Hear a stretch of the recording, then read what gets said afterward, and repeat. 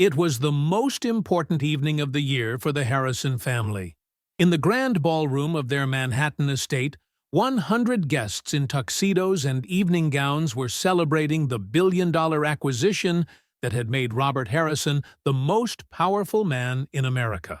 But when Maria Santos, the family housekeeper for 10 years, made an apparently unforgivable mistake by spilling red wine on a socialite's dress, Robert humiliated her in front of everyone by firing her on the spot. What he didn't know was that his 8-year-old daughter Emma was watching everything from the top of the marble staircase, and that what she did in the following minutes would shake the family empire to its foundations. Because sometimes it takes a child's innocence to teach adults the difference between having everything and being worth something. And sometimes the most important person in the house is exactly the one everyone takes for granted. Maria Santos looked at her reflection in the anteroom mirror, adjusting for the last time the blue and white uniform she had worn for 10 years. At 42, she had dedicated half her life to the Harrison family, growing up alongside them, becoming more than a simple housekeeper. She was the silent guardian of the house, the one who knew every secret, every habit, every nuance of this powerful family. Robert Harrison, 55, was one of the richest men in America. His financial empire extended from real estate to technology, and that evening he was celebrating the most important acquisition of his career, purchasing Eurotech Industries for $3 billion. The Manhattan estate on the Upper East Side had been transformed into a perfect stage to impress America's elite. In the main ballroom, 100 guests in evening wear mingled among French champagne and canapés prepared by New York's finest catering. There were senators, ambassadors, industry titans, all come to pay homage to the new king of American finance. Conversations took place in hushed tones, full of hidden alliances and billion-dollar deals. Maria moved among the guests with the discretion she had perfected over the years. She carried crystal trays, filled glasses, made herself invisible as only household staff know how. She had watched Robert transform from an ambitious young entrepreneur into a cold and ruthless man. She had witnessed his marriage to Patricia, a beautiful but equally cold Manhattan socialite. She had seen Emma born 8 years ago, the only light in that austere house. Emma Harrison was different from her parents. While Robert ruled the business world with an iron fist and Patricia devoted herself to high society life, the child had maintained a natural sweetness. Maria had practically raised her, becoming more of a mother to her than her biological mother. It was her arms that comforted Emma when she cried, her hands that fed her, her voice that calmed her before sleep. That evening, Emma was supposed to be in bed, but Maria knew she was hiding at the top of the marble stairs to observe the adults' party. She was a curious and intelligent child who absorbed everything that happened around her. The disaster happened around 10 o'clock. Maria was serving the finest red wine from the Harrison cellar, a Napa Valley Cabernet from 1985 that cost more than her monthly salary. Mrs. Whitmore, a woman in her 60s with a haughty bearing, was telling a society story while gesturing broadly with her feathered fan. A sudden movement from Mrs. Whitmore hit the tray that Maria had been holding with millimetric precision for 10 years. The crystal glass flew through the air, and the red wine spread like blood across the white silk dress of the socialite. The silence that followed was deafening. 100 pairs of eyes turned toward Maria, who stood motionless with the empty tray in her hands. Robert crossed the ballroom with steps that echoed menacingly on the marble. His face was a mask of cold rage, those ice-blue eyes that Maria knew too well. Without a word of explanation, without considering 10 years of impeccable service, without remembering everything Maria had given to that family, he pronounced the sentence. His voice cut through the air like a blade, declaring Maria fired with immediate effect. He ordered her to leave immediately, not even allowing her to change out of her uniform. In front of 100 people, Maria was humiliated like a criminal, treated worse than a broken object to be thrown away. The guests watched the scene with the morbid fascination of those watching a public execution. No one said a word in Maria's defense. No one remembered her years of dedication. She was just a housekeeper, easily replaceable, unworthy of compassion in that world of power and money. Maria gathered the pieces of broken glass with hands that trembled, not from fear, but from deep humiliation. In 10 years, she had never suffered such an insult. She had sacrificed her life for that family, giving up husband and children to dedicate herself completely to the Harrisons. And now she was being thrown out like a stray dog. As she headed toward the door, Maria looked up toward the stairs. There, hidden among the marble balusters, she saw Emma. The child's eyes were filled with tears, her small face contorted with pain. She had witnessed the humiliation of the person she loved most in the world, and had understood, with the intuition that children have, that something terribly unjust was happening. Maria left the mansion into the New York night, carrying with her only the dignity that no one could take away, and the pain of having lost not just a job, but a family. She didn't know that at the top of those stairs, an 8-year-old girl was making a decision that would change everything. Emma had seen her father's true face that evening, and she had decided she couldn't remain silent. The next morning, the Harrison mansion woke up as if nothing had happened. Robert had already left for the office at 7. Patricia was still in bed with one of her frequent society migraines, and the temporary new housekeeper wandered around the house trying to figure out where things were. Only Emma knew that everything was different. The child dressed herself for school, something she hadn't done in years. Maria always helped her choose clothes, comb her long brown hair, prepare her backpack with the right books. Now she had to manage alone, and every gesture reminded her of the absence of that loving presence. During breakfast, served by the new housekeeper who didn't know how Emma liked her milk, the child remained silent. Patricia, elegant even in her silk robe, casually browsed newspapers reporting the previous evening's social triumph. Photos of Robert surrounded by the powerful, articles celebrating his financial genius, interviews portraying him as America's new king. No one spoke of Maria. No one seemed to remember she existed. At school, Emma couldn't concentrate. During history class, while the teacher talked about the Roman Empire, she thought about her father's empire and how he treated people. During math, while solving addition problems, she calculated how many times Maria had helped her with homework. During recess, while her classmates played, she observed how they behaved with each other, noticing who was kind and who was bullying.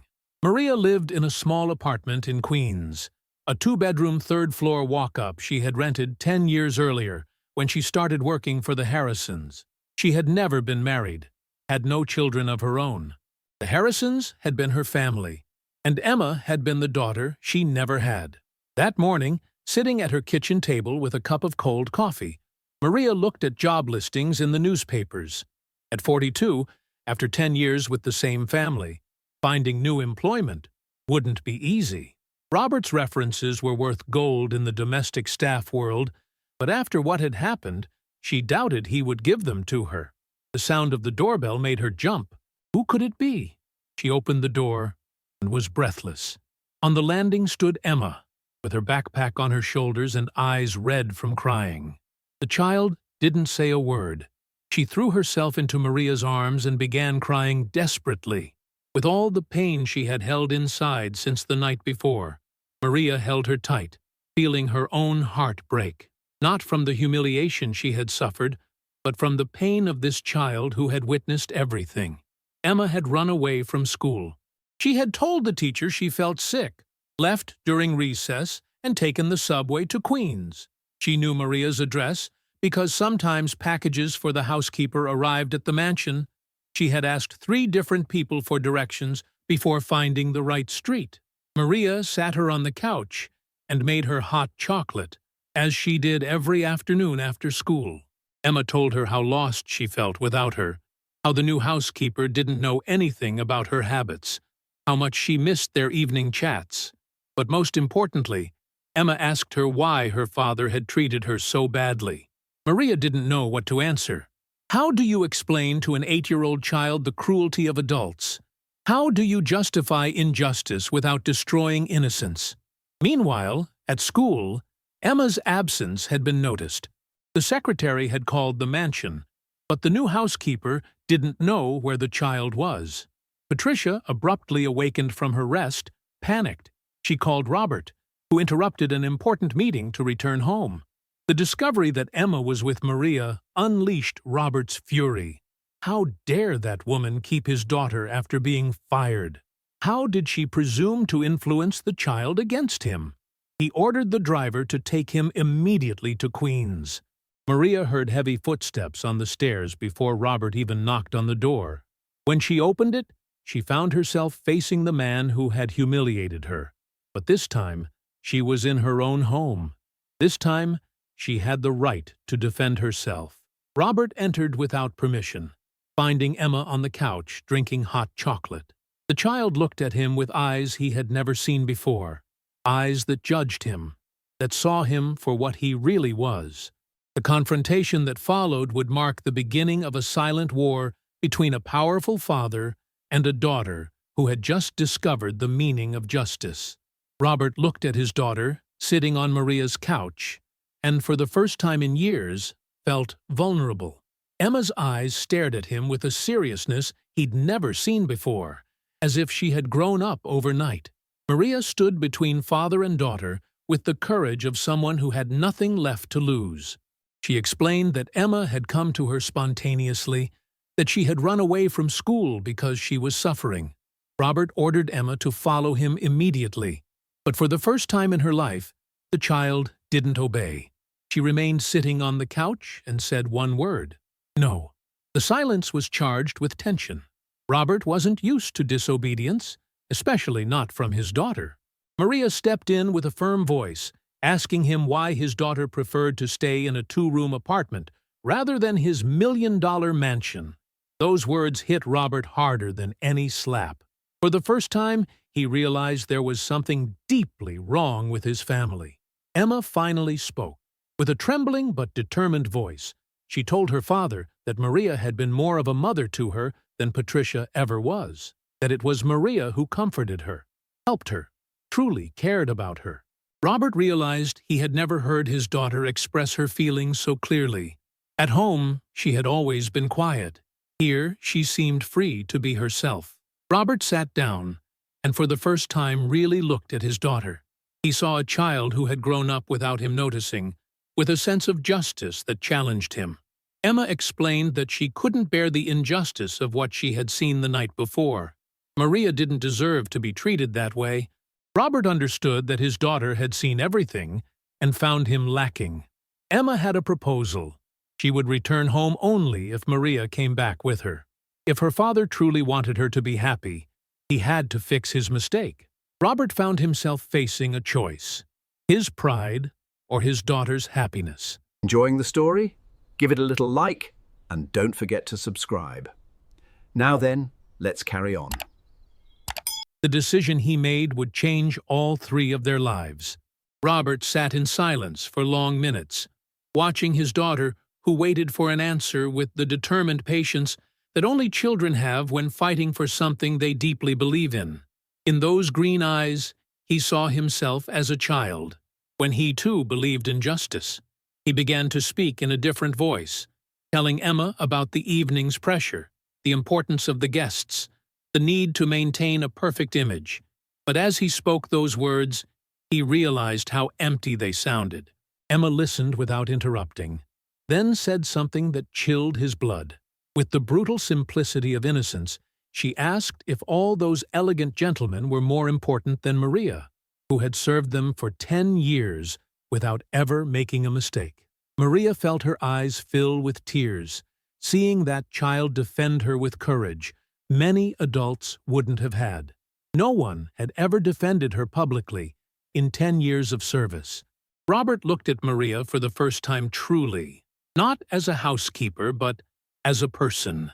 He saw a woman who had dedicated her best years to his family, who had raised his daughter with more love than he himself had given. Emma's proposal was simple but revolutionary. Maria should return as official head housekeeper with proper salary and respect. Robert had to apologize publicly. For a man who had never apologized to anyone, the request was harder than any billion-dollar negotiation. But looking at Emma, he understood he was about to lose something more precious: his daughter's love. Robert stood up and did something he had never done. He approached Maria and apologized with genuine sincerity, looking her in the eyes as an equal human being. Emma smiled for the first time. She had won not only for Maria, but also for her father. She had taught him that true strength isn't about dominating others, but about recognizing one's mistakes. Robert took Emma's hand and offered the other to Maria. They left together, a humbled but wiser millionaire, a vindicated housekeeper, and a child who had learned that justice is worth fighting for. The return to the mansion was a moment of tension and transformation. Patricia waited in the foyer, still in her silk robe, with an expression mixing relief at Emma's return and irritation at Maria's presence. The temporary new housekeeper, confused by the events, didn't know whether to stay or leave. Robert did something unprecedented in Harrison family history. He gathered all the household staff in the main foyer. There were the cook, the gardener, the driver, the cleaning woman who came twice a week, all standing before the master of the house, who had never summoned them all together. In front of his stunned wife, the surprised staff, and Emma, who watched with hopeful eyes, Robert did what he had never done. He publicly admitted he was wrong.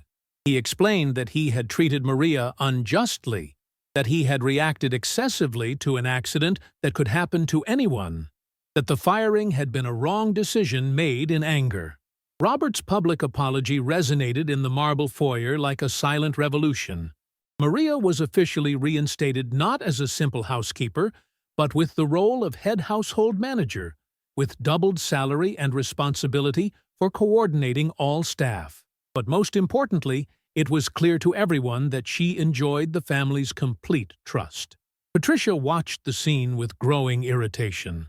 She didn't understand why her husband was giving such importance to what she considered a marginal issue.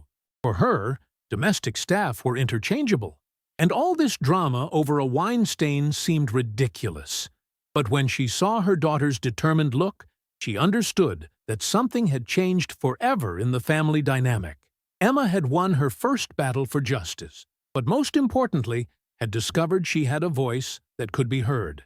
In the following days, she began noticing other aspects of family life she had previously taken for granted: how her parents treated the staff, how they spoke about less fortunate people, the attitude they had toward those who worked for them.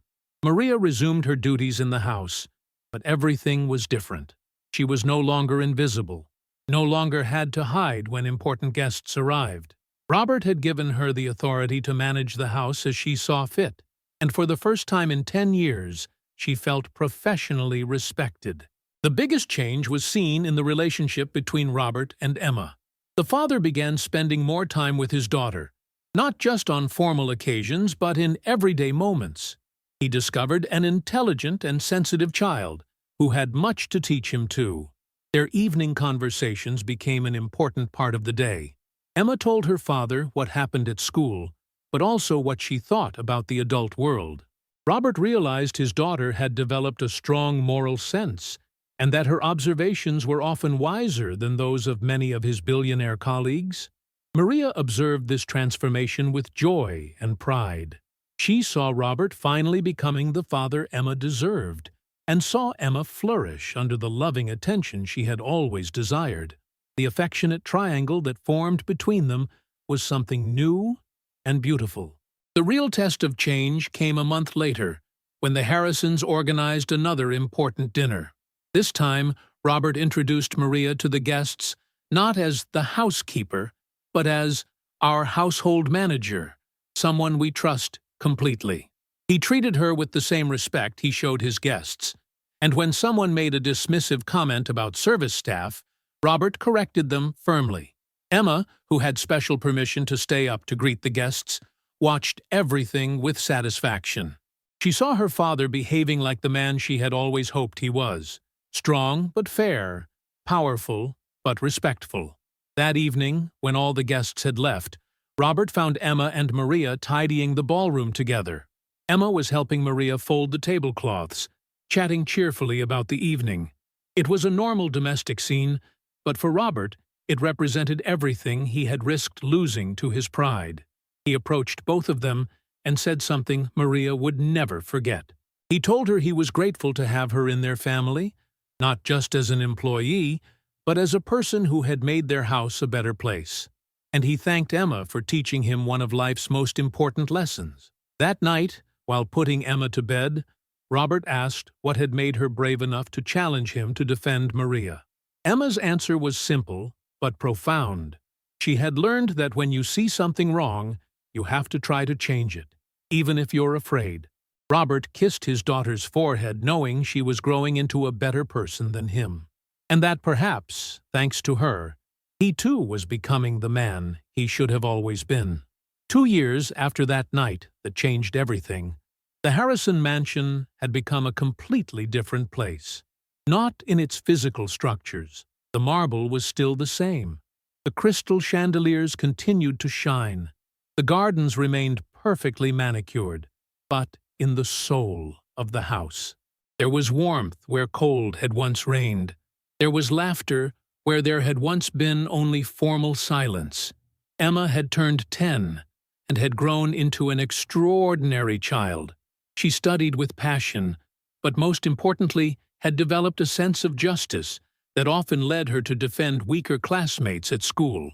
Her teachers described her as a natural leader, someone who had the courage to speak when she saw something wrong. Maria had become much more than a head housekeeper.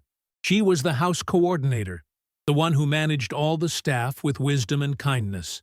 Robert had given her complete domestic authority, and the mansion functioned better than it ever had before. But most importantly, Maria had become a maternal figure to Emma in the deepest sense of the word. Robert had learned to delegate not only in business, but also in family. He had discovered that listening to Maria's advice on managing family relationships had made him a better father. His evenings were now dedicated to Emma. He helped his daughter with homework, listened to her school stories, shared his concerns with her in age-appropriate ways. The most surprising change concerned Patricia. Initially upset by the new family dynamic, she had gradually begun to appreciate the warmer atmosphere of the house. Maria had helped her develop a more authentic relationship with Emma, showing her how to communicate with her daughter beyond the formal rituals of aristocratic education. The real test of change came when Emma became seriously ill. Pneumonia that kept her in bed for 2 weeks, with high fever and moments of real concern. Robert canceled all his work commitments to stay close to his daughter. Patricia didn't move from her bedside, but it was Maria who took care of Emma day and night, monitoring every symptom, administering medicines, reading stories when the child couldn't sleep. During those 2 weeks, Robert saw Maria give everything of herself for Emma's health. He saw her stay awake entire nights to check the child's breathing, saw her cry secretly when the fever wouldn't break, saw her rejoice like a real mother when Emma finally began to get better. When Emma recovered completely, Robert made a decision that surprised everyone. During a family dinner, he announced he wanted to officially change his will. Maria would become beneficiary of a substantial part of the inheritance, not as a loyal employee, but as a family member in every respect. Emma exploded with joy. For her, Maria had always been family, and seeing this official recognition filled her with pride. Patricia, initially surprised, realized that Maria had earned that place through years of authentic dedication. Maria burst into tears. For a woman who had never had her own family, who had dedicated her life to caring for others, finally feeling part of something bigger was an overwhelming emotion. But the most beautiful gesture came from Emma. The child asked Maria to officially adopt her as a second mother. She wanted the legal documents to clearly show that Maria had the same parental status as Robert and Patricia. It was an unusual request, but Robert understood it was his daughter's way of formalizing what had always been true. Maria had raised Emma with the same love as a biological mother. The legal procedures were complex, but Robert used all his influence to make possible what seemed impossible. Maria officially became Emma's second mother, with all the rights and responsibilities that entailed. The day of the official ceremony, in the same mansion where Maria had been humiliated 2 years earlier, something unique was celebrated. It wasn't a wedding, it wasn't a baptism, but it was something equally important. The official recognition that families are built with love, not just blood. That evening, while Emma slept peacefully in her room, Robert, Patricia, and Maria sat together in the ballroom where it all began.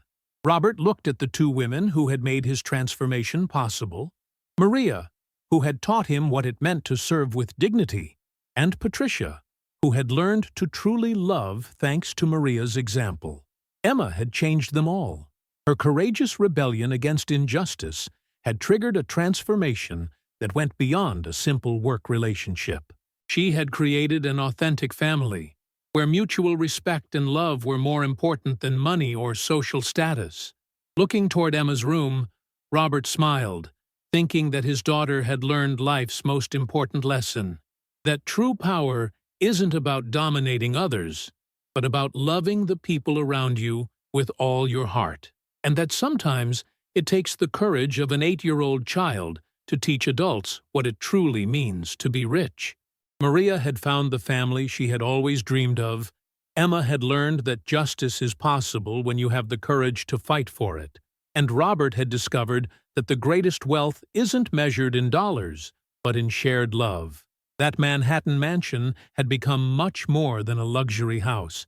It had become the symbol of how love can transform even the hardest hearts, and how sometimes the deepest lessons come from the simplest and purest gestures. Like, if you believe respect is more important than money, comment which moment of the story touched you most.